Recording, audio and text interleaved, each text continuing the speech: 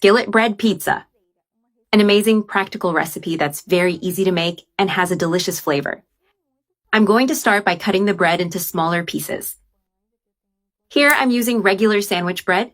I cut it into strips and then into small pieces so it mixes more easily. I'll be using a total of 3 slices of sandwich bread. If you prefer, you can remove the crust before cutting. All set, I've already cut the 3 slices of bread. I'll set them aside for now. Now in a medium bowl, I'm going to crack 3 whole eggs. One at a time to make mixing easier and to avoid getting shells in the mix. Now using a fork or a hand whisk, I beat the eggs well. I mix until they're completely homogeneous, with no separate egg whites. Now I pour them over the bread pieces we cut. I let the bread sit for a few minutes to fully absorb the eggs. Meanwhile, in a skillet with a drizzle of oil, I add about 5 ounces of diced ham. I saute it lightly, stirring so it loosens well. I let it brown a little until it gets some color. I stir well to make sure it cooks evenly. It's already golden, nicely loosened, and smells amazing. The bread has now absorbed the eggs and is at the perfect point.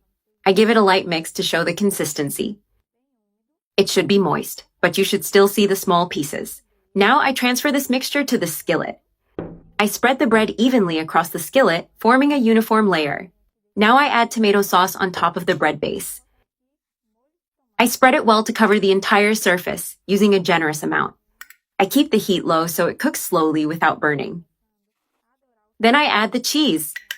I use shredded mozzarella on top, covering everything well. I spread the cheese evenly over the entire base.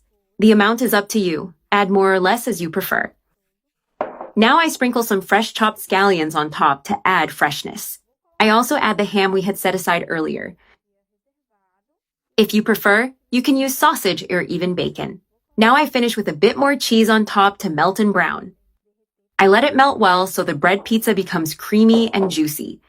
And to finish, I add a pinch of dried oregano, which gives it that classic homemade pizza flavor.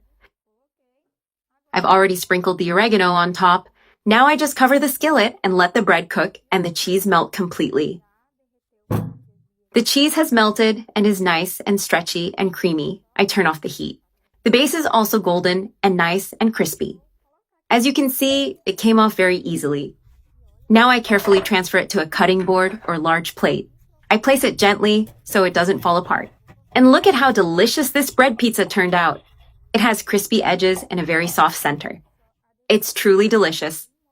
Just look at this beauty, ready to enjoy at any time.